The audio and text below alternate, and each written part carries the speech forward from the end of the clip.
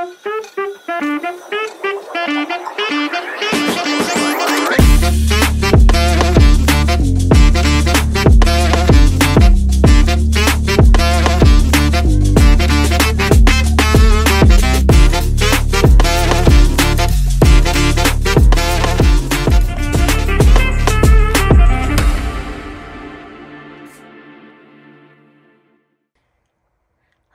Hello guys! Ngayong araw pala na to, magluluto ako ng steak. Beef steak magluluto ako. I-grill ko siya sa labas. Kaya ayan, lalagyan na natin ng paminta tapos asin.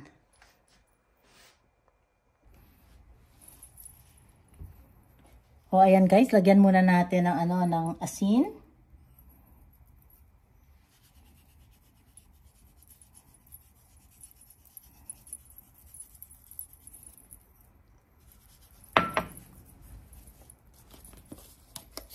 Paminta.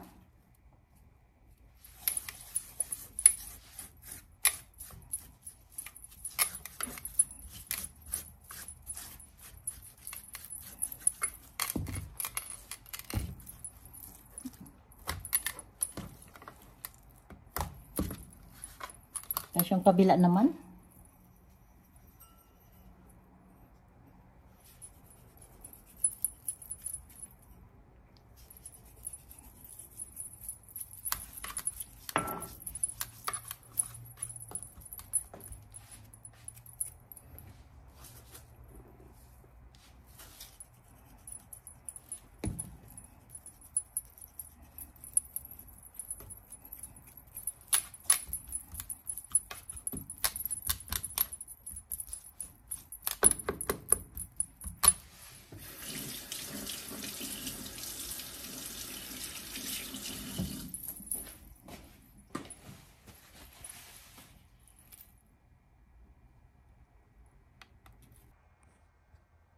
O, ayan guys, natapos ko na lagyan ng nilagyan ko ng paminta, tapos asin, at saka konting garlic salt. Yun ang nilagay ko, para lalong mas malasa. O, ayan, umpisahan na natin. Ilagay na natin to. Bali, ganito kalaki. Pero ang ibibigay ko kay Rita siguro, maliit lang. Kasi hindi naman niya mauubos yan. So, yung iba, kakainin ko na lang bukas. O, ayan. So, takpan na natin. Bali, pangatlong beses ko na itong ginagamit.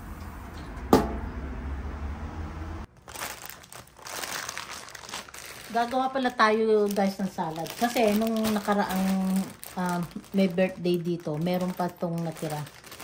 So, kabubukas ko lang to. Sayang naman din kasi.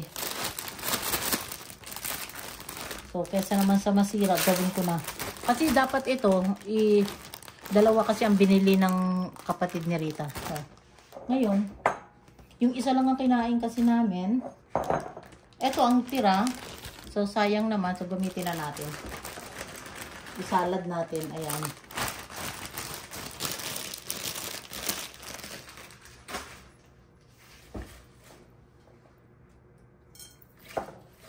See? Fresh pa naman sila, oh. Hindi pa naman siya talaga totally na na parang yung lantutay na, parang gano'n. Ito hindi pa naman. Kaya okay pa. Tapos dagdagan ko na lang ng sibuyas, kamatis, at saka ang aking avocado. Okay, ito naman meron pang yung gamit dito. Ito na lang ang gagamitin ko.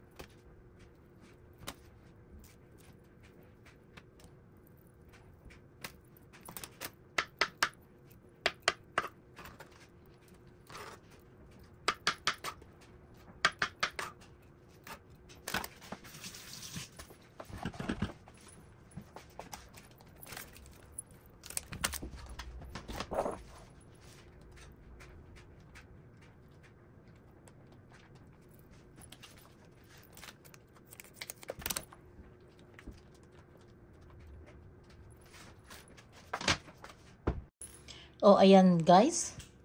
Haluin natin para umano yung yung nilagay kong sauce.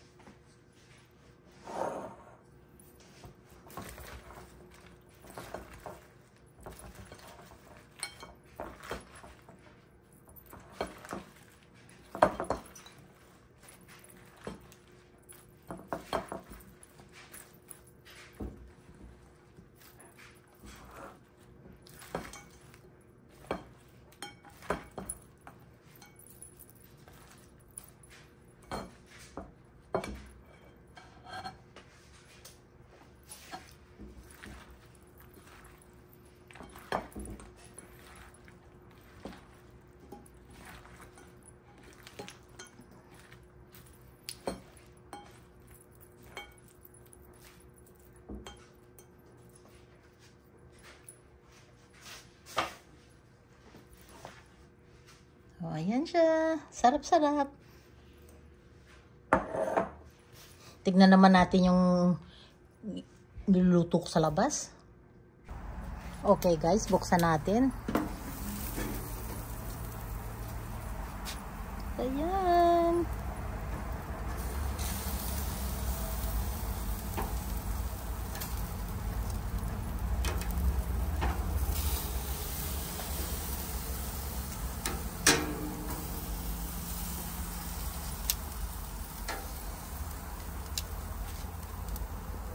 Sarado uli natin.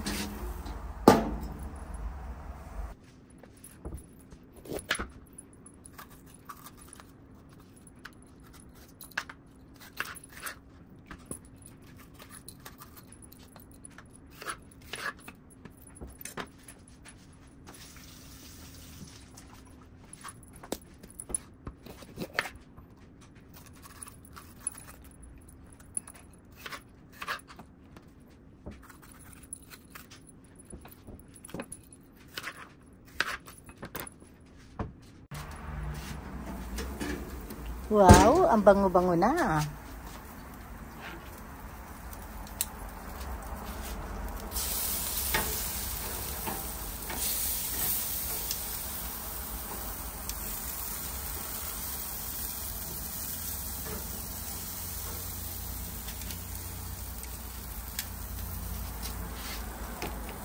Ngayon ilagay natin to.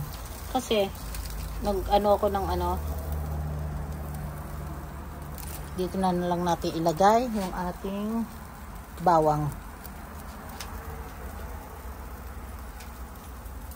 Tapos mamaya na natin to ilagay kasi ito nga ay madali ilang maluto yan.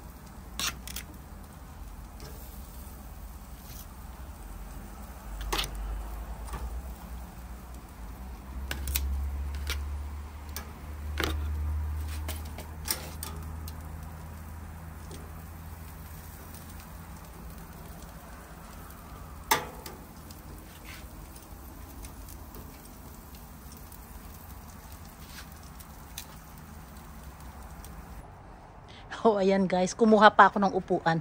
Para naman may upuan ako. Pakita ko muna sa inyo. Oh, ayan.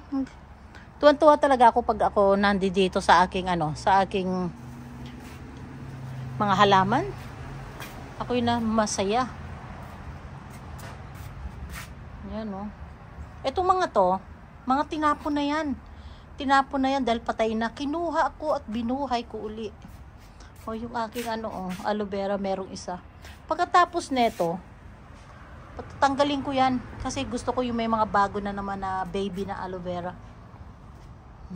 O, ito yung aking bago ngayon. Ayan. Yan yung mga bago kong bulaklak ngayon. Yan ang aking mga bago.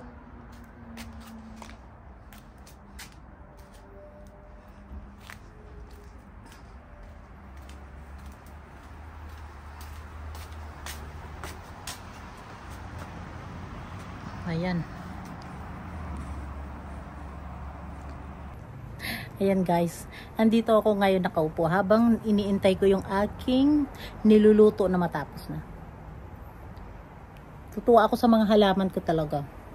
Masayang masaya ako pag yung aking mga halaman. Ayan. Ayan, diba? Ang ganda ng mga halaman ko. Ay.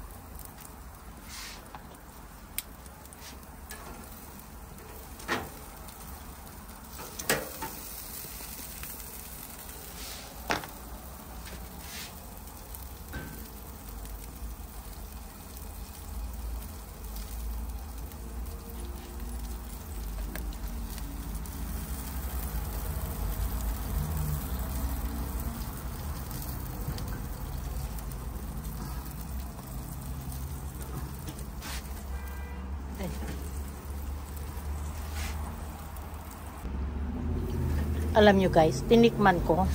Napakasarap guys, grabe. Ang mahal kasi nitong ano na to, itong beef na to eh. Pinatikim ko kay Rita. Sabi niya, medyo ano daw, medyo sunugin ko pa raw ng konti. Kasi gusto niya talaga is well done. Kaya, anuhin pa natin siya ng konti. Pero ang sarap guys, grabe. Pero hindi ko to ibibigay sa kanya lahat. Bali ito, kalahati sa kanya. Hatiin ko.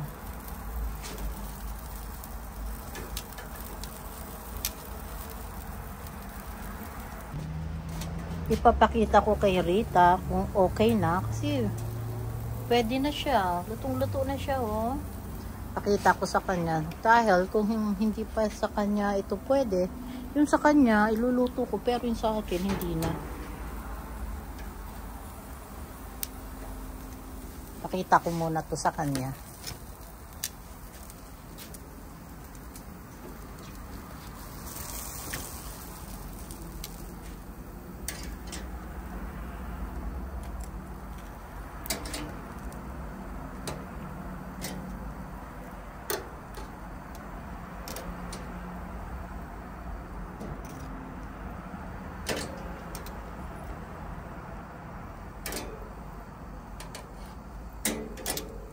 Ay, nahulog.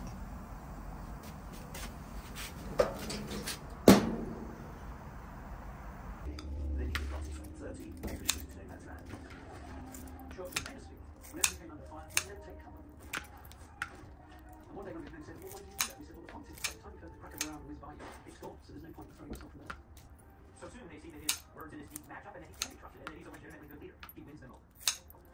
My darling.